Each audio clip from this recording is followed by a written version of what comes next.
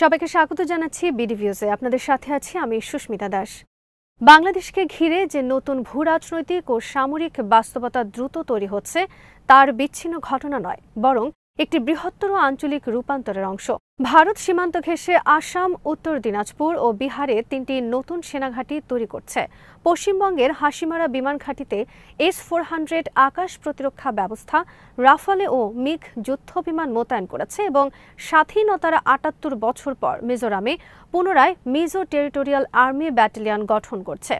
ভারত এগুলো কেবল সাধারণ আধুনিকায়ন বা রুটিন সামরিক প্রস্তুতির অংশ হিসেবে করছে এমনটি ভাবার কোনো সুযোগ নেই, কারণ উপমহাদেশে এখন চীন ভারত প্রতিযোগিতা, মায়ানমার সংকট, বঙ্গোপসাগরের ভূরাজনীতি এবং উত্তর পূর্ব ভারতের পুনর্গঠনের মধ্যে একটি নতুন যুগ শুরু হয়েছে।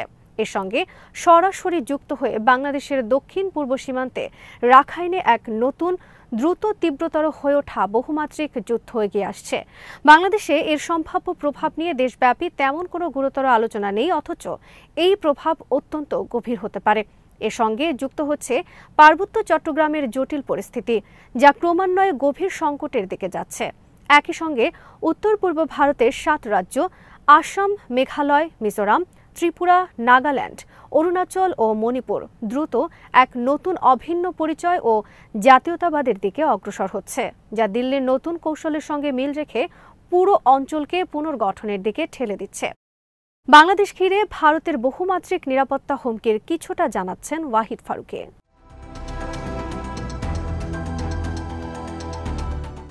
ভারত কেন সীমান্ত ঘিরে এত বৃহৎ সামরিক অবকাঠামো গড়ছে তা বোঝার জন্য ভারতের বৃহত্তর কৌশলগত প্রেক্ষাপট জানা জরুরি। ভারতের উত্তরের সীমান্ত চীনের সঙ্গে দীর্ঘদিন ধরে উত্তেজনাপূর্ণ, বিশেষ করে দৌলত বেগ ও লাদাখে সাম্প্রতিক সামরিক সংঘর্ষের পর ভারত উত্তর পূর্বকে একটি সুরক্ষিত সামরিক বলয়ে রূপান্তর করার সিদ্ধান্ত নিয়েছে।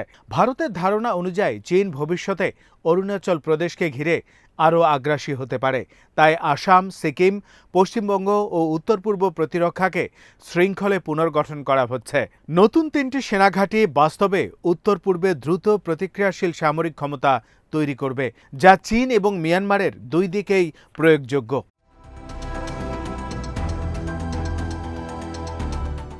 একই সঙ্গে ভারতের দৃষ্টিতে বাংলাদেশ ভৌগোলিকভাবে একটি গুরুত্বপূর্ণ করিডোর।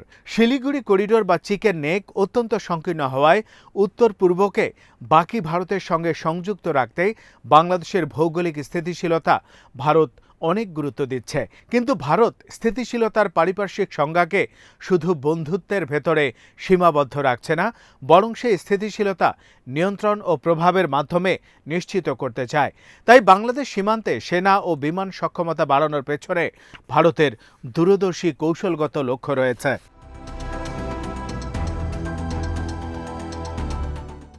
হাসিমারা বিমান ঘাঁটিতে S-400 মোতায়েনের অর্থ অত্যন্ত স্পষ্ট। এই আকাশ প্রতিরক্ষা ব্যবস্থা শুধু চীনকে লক্ষ্য করে নয়, বরং পূর্ব ভারতের আকাশসীমা ও বাংলাদেশের উত্তরাঞ্চলের আকাশের উপরও শক্তিশালী নজরদারি তৈরি করে। S-400 এমন এক ব্যবস্থা যা 400 কিলোমিটার ব্যাসার্ধে আকাশসীমা মনিটর করতে পারে এবং এটি ব্যবহারকারী রাষ্ট্রকে আকাশ নিয়ন্ত্রণের পাশাপাশি আক্রমণাত্মক অবস্থানও দেয়। অর্থাৎ ভারত এখন তার পূর্ব ও উত্তর পূর্ব আকাশসীমার উপর সামগ্রিক আধিপত্য গড়ছে, যা ভবিষ্যতে যে কোনো আঞ্চলিক সংকটে তাকে বড় সুবিধা দেবে।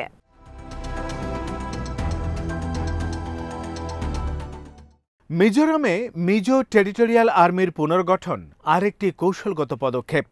মিজোরাম সীমান্ত লাগোয়া মিয়ানমারের চীন ও রাখাইন অঞ্চলে ব্যাপক অস্থিতিশীলতা তৈরি হয়েছে। আরাকান আর্মির উত্থান, রোহিঙ্গা সশস্ত্র গোষ্ঠীর পুনর্গঠন, মিয়ানমার সেনাবাহিনীর বিস্তার এসবই ভারতের পূর্বাঞ্চলকে ঝুঁকিতে ফেলেছে। মিজো টেরিটোরিয়াল আর্মি হল সীমান্ত জুড়ে এক ধরনের রিজার্ভ বাহিনী, যা স্থানীয় জাতিগোষ্ঠীর সমন্বয়ে দ্রুত প্রতিক্রিয়া ক্ষমতা তৈরি করে। এর উদ্দেশ্য হচ্ছে সীমান্ত নিরাপত্তা, মাদক পাচার প্রতিরোধ, শরণার্থী প্রবাহ নিয়ন্ত্রণ এবং ভবিষ্যতে উত্তর পূর্বের অভিন্ন জাতীয়তাবাদী উত্থানকে নিয়ন্ত্রণ করা।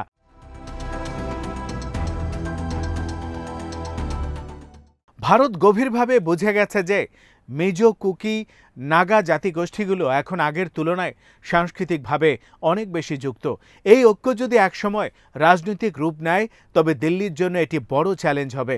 তাই ভারতের কৌশল হল সেনাবাহিনী ও টেরিটোরিয়াল আর্মির মাধ্যমে এই অঞ্চলকে নিয়ন্ত্রিত নিরাপত্তা বলয়ে রাখা।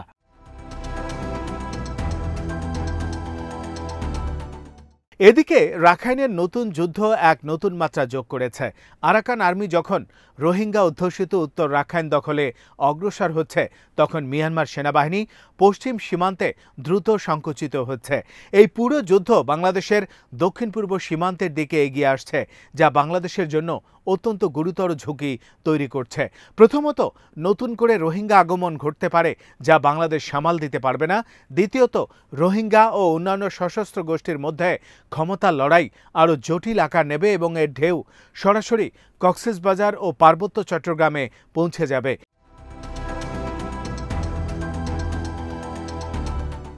তৃতীয়ত, রাখাইন এখন প্রতি বছর কয়েকশো কোটি ডলারের অস্ত্র, মাদক ও মানব পাচারের রুট হয়ে গেছে। এই রুটে অস্থিতিশীলতা বাড়লে পার্বত্য চট্টগ্রাম হয়ে তা বাংলাদেশে প্রবেশ করবে। চতুর্থত, বঙ্গোপসাগরীয় অঞ্চলে চীন, ভারত ও যুক্তরাষ্ট্রের প্রতিযোগিতা রাখাইন যুদ্ধকে আরও জটিল করবে, যার সরাসরি প্রভাব বাংলাদেশের উপর পড়বে। ফলে মংডু, তিনডা কিংবা বুথিডংয়ে যুদ্ধ তীব্র হলে বাংলাদেশ নৌবাহিনী, কোস্টগার্ড ও সীমান্ত বাহিনীর উপর চাপ বহুগুণ বাড়বে।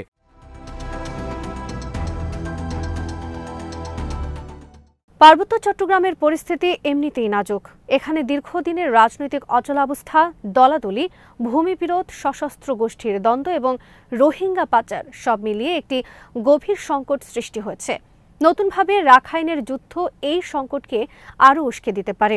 সীমান্ত জুড়ে পাহাড়ি ভৌগোলিক সুবিধা সশস্ত্র গোষ্ঠীগুলোর জন্য সুযোগ তৈরি করে, যা বিদেশি স্বার্থ ব্যবহার করতে পারে। তাই পার্বত্য চট্টগ্রাম এখন কেবল অভ্যন্তরীণ আইন শৃঙ্খলা ইস্যু নয়, এটি একটি সুস্পষ্ট জাতীয় নিরাপত্তা ইস্যুতে রূপান্তরিত হয়েছে।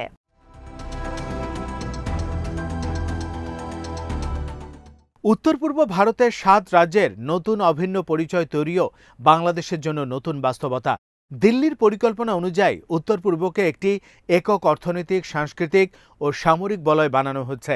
এতে সীমান্ত মনিটরিং বাড়বে, সামরিক উপস্থিতি বৃদ্ধি পাবে, সড়ক, রেল করিডোর আরও কৌশলগত হবে। এর প্রভাব পড়বে বাংলাদেশের উপর, কারণ ত্রিপুরা, আসাম, মেঘালয় এই 3 দিক থেকে ভারত সীমান্তকে আরও কঠোরভাবে নিয়ন্ত্রণ করবে। একই সঙ্গে ভারত বাংলাদেশকে উত্তর পূর্বের লাইফলাইন হিসেবে বিবেচনা করে। তাই বাংলাদেশে যে কোনো অস্থিতিশীলতা ভারতকে অত্যন্ত সংবেদনশীল করে তোলে। ভারতের সামরিক প্রস্তুতি তাই বন্ধুত্ব বা শত্রুতার প্রশ্ন নয়, এটি ভারতের নিরাপত্তা ব্যবস্থার ইন্টিগ্রাল অংশ।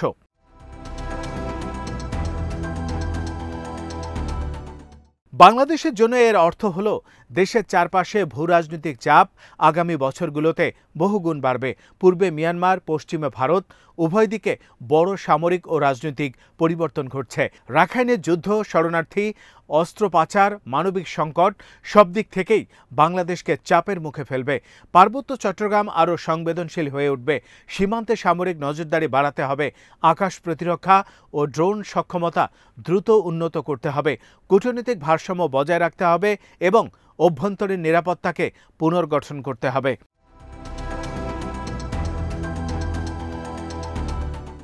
সুতরাং পুরো পরিস্থিতি স্পষ্ট করে জানিয়ে দেয় বাংলাদেশ এখন একটি বড় আঞ্চলিক রূপান্তরের কেন্দ্রে দাঁড়িয়ে আছে। ভারত সীমান্ত ঘিরে যা করছে তা এমনি এমনি নয়। রাখাইনের নতুন যুদ্ধ বাংলাদেশের দিকে এগিয়ে আসছে। পার্বত্য চট্টগ্রাম অত্যন্ত সংবেদনশীল, আর উত্তর পূর্ব ভারতের জাতীয়তাবাদী পুনর্গঠনের ঢেউ পুরো অঞ্চলের ভূরাজনৈতিক মানচিত্র বদলে দিচ্ছে। এখনই যদি বাংলাদেশ কৌশলগত দৃষ্টি, সামরিক প্রস্তুতি ও কূটনৈতিক ভারসাম্য শক্তিশালী না করে, ভবিষ্যতে এই বহুমাত্রিক চাপ দেশকে আরও সংকীর্ণ অবস্থানে ঠেলে দিতে পারে। আজ এখানেই শেষ করছি। সবাই ভালো থাকুন, সুস্থ থাকুন আর দেখতে থাকুন বিডি ভিউজ। চ্যানেলটি ভালো লাগলে সাবস্ক্রাইব করুন, সংযুক্ত থাকুন আমাদের ফেসবুক পেজে।